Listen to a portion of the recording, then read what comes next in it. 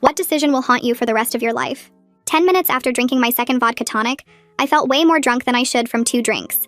My head was heavy and my words started to slur. Derek, the kind stranger who'd bought me the drink, asked if I was okay.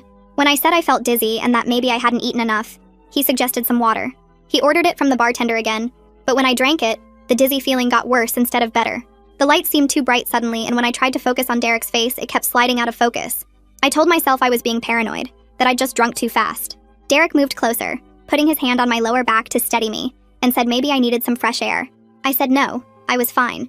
But my tongue felt thick, and the words came out slurred. That's when I knew something was really wrong. I tried to stand up to go to the bathroom, but my legs were like jelly, and Derek caught me, his hands gripping my arms too tight, saying, "Careful there.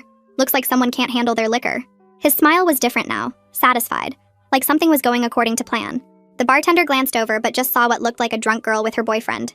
I tried to say I needed help, but it came out as mumbling, and Derek laughed loudly, performatively, telling the bartender, "She's had a few too many, I better get her home." The bartender nodded and turned away, and I wanted to scream that this wasn't my boyfriend, that something was wrong, but my mouth wouldn't work right. My tongue felt huge and numb in my mouth. Derek's arm was around my waist now, practically holding me up, his fingers digging into my ribs, and he started walking me toward the door. I tried to resist, but my muscles weren't responding properly, like the connection between my brain and body was severed, and he was so much stronger. My feet were dragging, and he was basically carrying my weight. My vision was starting to tunnel and blur at the edges, darkness creeping in from the sides. Everything was happening in slow motion, but also too fast. We passed a table of women, and I tried to catch their eye, tried to mouth help, focusing all my energy on making my face work. But Derek said cheerfully, "Sorry, ladies, girlfriend had too much." And they just smiled sympathetically. One of them said, "Been there, girl," and laughed, and I wanted to cry because they had no idea what was happening. My phone was in my purse, and I tried to reach for it, but my hands were too clumsy, fingers not closing right, and Derek took my purse, saying, "I've got it, baby, don't worry."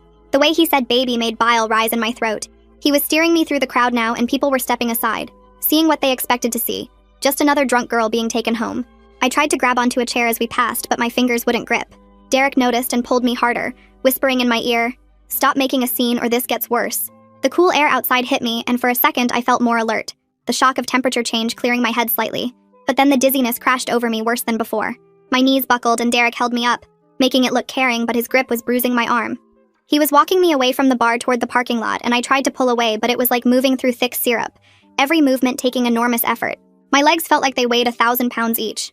He kept talking in this calm, friendly voice loud enough for others to hear, saying, "My car's right over here. I'll get you home safe. You just had too much." I could see people on the street, but when I tried to call out, only a weak mumble came out. A group of guys walked past, and I managed to grab one sleeve, but Derek